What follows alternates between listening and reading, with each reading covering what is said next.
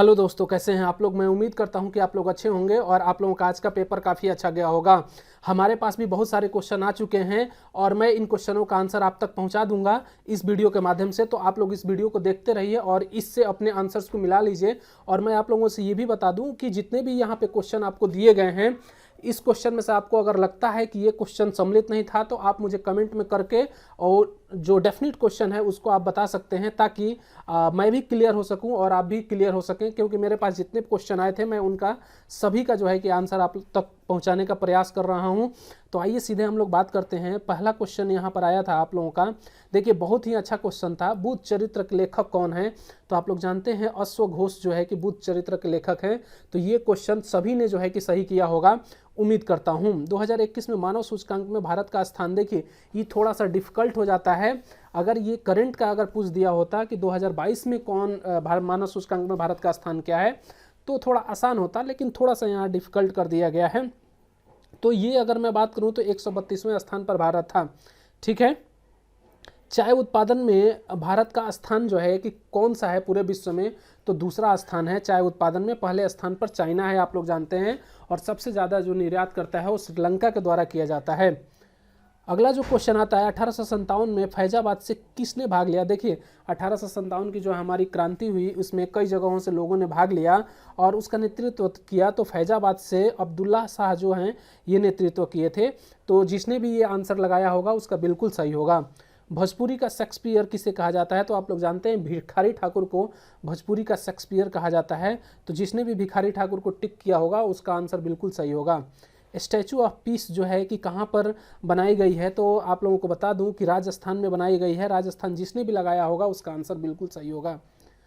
बंगाली भाषा कौन सी लिपि में है? तो बंगाली भाषा जो है कि ब्राही की एक पूर्वनागरी लिपि है और ब्राही से ही ये उत्पन्न हुई है।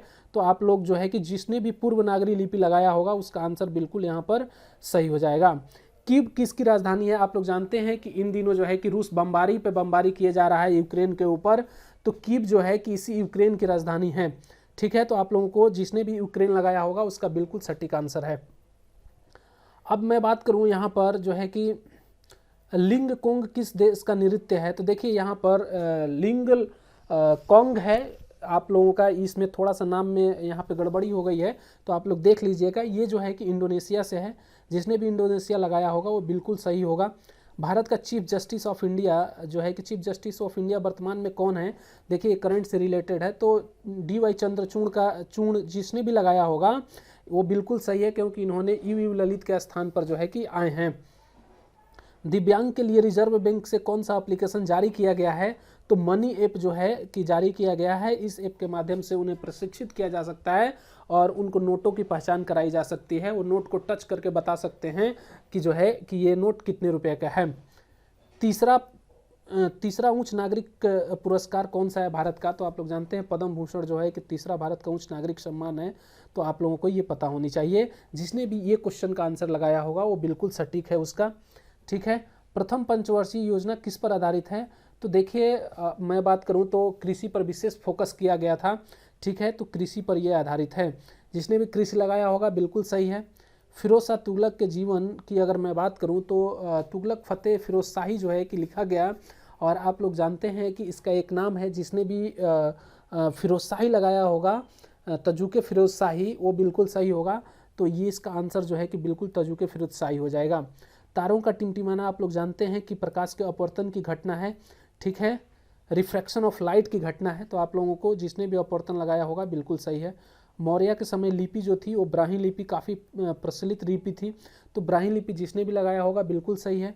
पानी की कठोरता कौन सी जैविक से दूर की जाती है? तो देखिए पानी में दो तरीके की कठोरता होती है।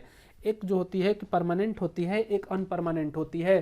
तो अनपरमानेंट को बॉयल करके हम लोग रिमूव कर सकते हैं, लेकिन परमानेंट को हम लोग सोडियम बाइकार्बोनेट के साथ अगर जो है कि अगर उसकी क्रिया कराते हैं तो हमारा जो है कि पानी की अस्थायी कठोरता को दूर किया जा सकता है। ठीक है। तो जिसने भी ये लगाया होगा उसका बिल्कुल सही आंसर है।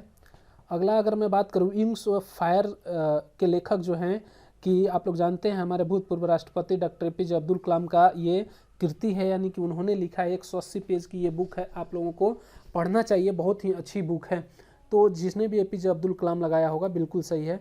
राष्ट्रपति को हटाने की कितना वोट चाहिए। देखिए, राष्ट्रपति को हटाने का प्रावधान जो है कि अनुच्छेद 61 में दिया गया है और 61 में जो है महाभियोग की प्रक्रिया है और महाभियोग की प्रक्रिया के लिए 14 दिन पहले जो है कि राष्ट्रपति को सूचना दी जाती है। उसके बाद से राष्ट्रपति अपने किसी प्रतिनिधि या खुद से जो है कि भाग ले सकता है न्यायालय में और जो है कि उस पर अगर ये साबित हो जाता है महाभियोग की प्रक्रिया तो उसे इस्तीफा देना होता है।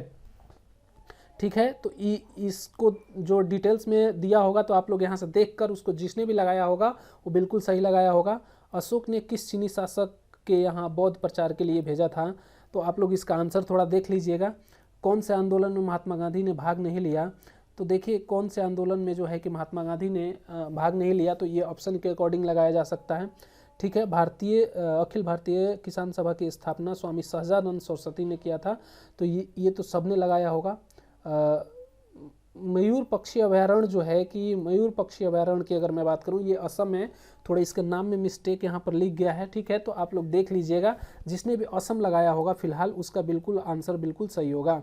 हिंदी भाषा के विस्तार के लिए जो है कि अनुच्छेद 351 के अनुसार जो है कि हिंदी भाषा का विस्तार क्षेत्र दिया गया है, तो आप लोग यहाँ से जिसने भी लगाया होगा 351 तो बिल्कुल उसका राइट आंसर हो जाएगा।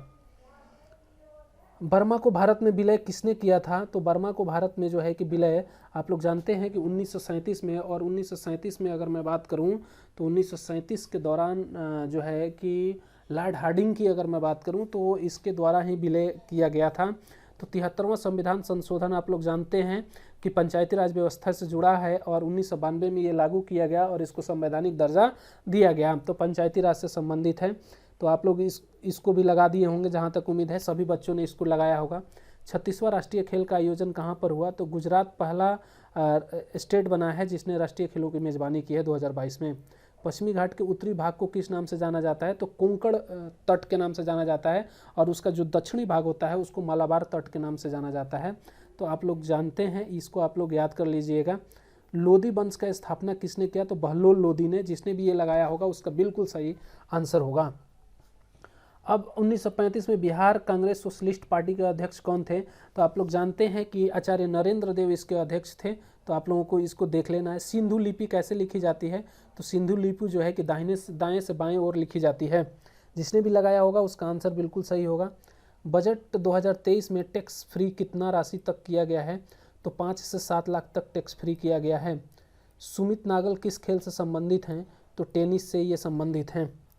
ठीक है, सबसे ऊंचा रेलवे पुल किस नदी पर बनाया गया है, तो चिनाव नदी पर बनाया गया है विश्व का सबसे ऊंचा रेलवे पुल भारतीय रेलवे द्वारा। न्यूलैंड्स का अष्टक नियम जो है कि केवल कैल्शियम तक ये सीमित है और ये परमाणु भार के अनुसार व्यवस्थित किया गया था। तो जिसने भी ये लगाया होगा बिल्कुल सही है।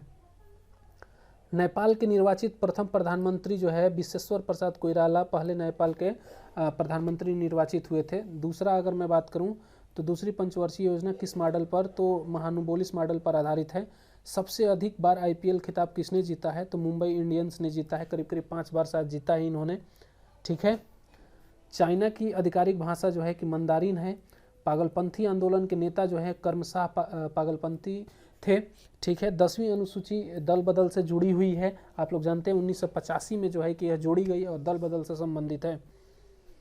भारत में मिड डे मील की शुरुआत 15 अगस्त 1995 को किया गया। बिहार का कौन सा जिला फल उत्पादन में सबसे पहले स्थान पर है, तो मुजफ्फरपुर बिहार का पहला जिला है जो फल उत्पादन में पहले स्थान पर है और पूरे देश में जो है कि बिहार जो है चौथे स्थान पर है फलों के उत्पादन में। म्यांमार का पुराना नाम आप लोग जानते हैं कि 1989 से पहले तक बर्मा रहा था। ठीक है, बाद में इसका नाम बदलकर जो है कि म्यांमार कर दिया गया। अगला है कजाकिस्तान की राजधानी जो है कि नूर सुल्तान है। प्रथम पानीपत का युद्ध किसने जीता, तो 21 अप्रैल 1526 को ये युद्ध हुआ और इसमें इब्राहिम लोदी और बाबर के बीच लड़ा गया। बाबर ने इस युद्ध को जीत लिया था। गरीबी हटाओ का नारा 5वीं पंचवर्षीय योजना में दिया गया। जिसने भी लगाया होगा बिल्कुल सही होगा। कपास उत्पादन में सबसे अधिक किस राज्य में होता है, तो गुजरात में कपास का उत्पादन होता है। ठीक है, अंडे के उत्पादन में भारत का स्थान तीसरा है अंडे के उत्पादन में। पनामा की राजधानी पनामा सिटी है। जिसने भी लगाया होगा बिल्कुल सही है। बीसीसीआई के चेयरमैन कौन है, तो रोजर बिन्नी बीसीसीआई के अध्यक्ष हैं। अलीनगर की संधि किनके बीच हुई? तो 9 फरवरी 1757 ब्रिटिश ईस्ट इंडिया कंपनी के रॉबर्ट क्लाइव और बंगाल के नवाब मिर्जा मोहम्मद सिराजुद्दौला के बीच अलीनगर की संधि हुई।